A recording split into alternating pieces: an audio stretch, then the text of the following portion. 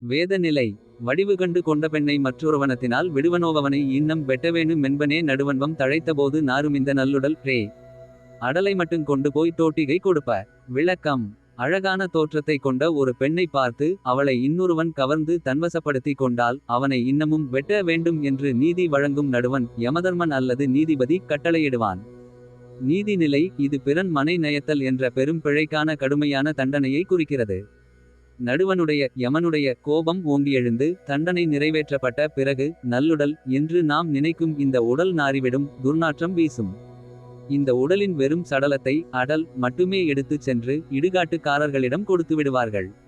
உடலின் நிலையாமை ஒருவன் எவ்வளவு பெரிய குற்றவாளியாக இருந்தாலும் அல்லது எவ்வளவு உயர்வாக வாழ்ந்தாலும் மரணத்துக்குப் பிறகு அவனது உடல் வெறுமனே தூக்கி எறியப்படும் சடலமாகிவிடும் என்ற உண்மையற்ற தன்மையை இந்த பகுதி விளக்குகிறது.